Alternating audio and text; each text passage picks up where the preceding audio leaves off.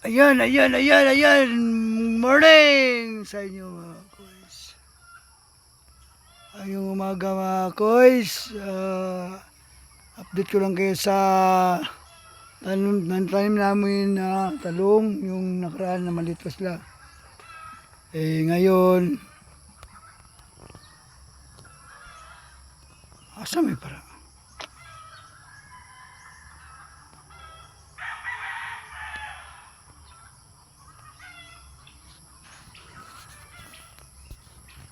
Ayan sila mga koys, mga malaki na mga koys. Di ba naman mabrand be?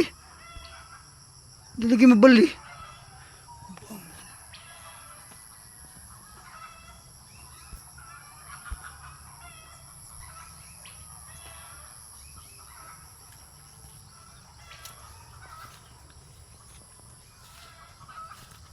Yan mga koys, malaki na.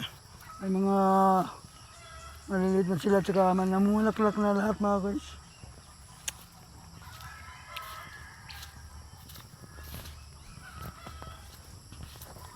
Tingnan natin doon mga koys.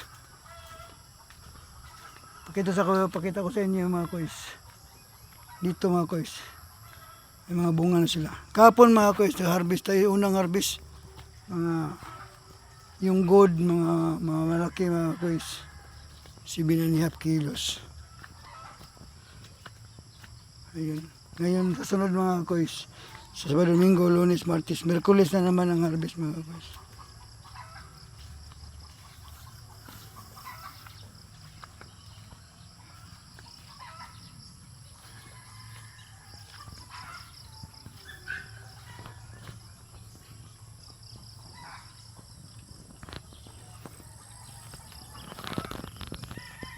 Yan, marami na mga bunga mga koys.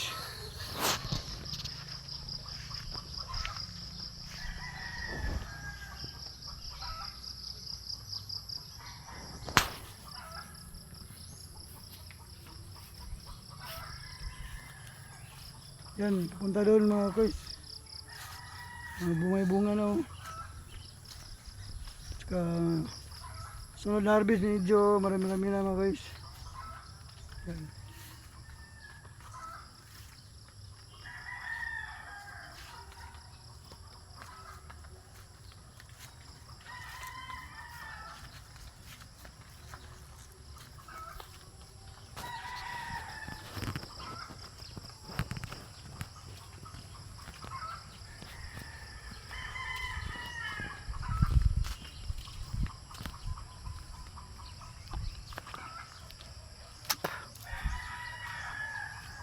Yan. Yan yung doon mga guys.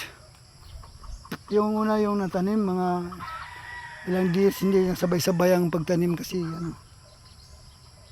dalawa lang nagtatanim. Land prep na kunti lang ang nagtanim.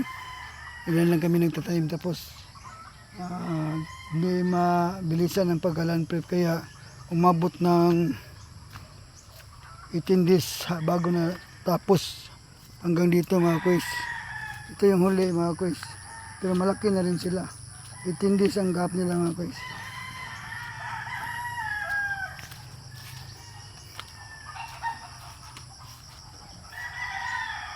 Yan.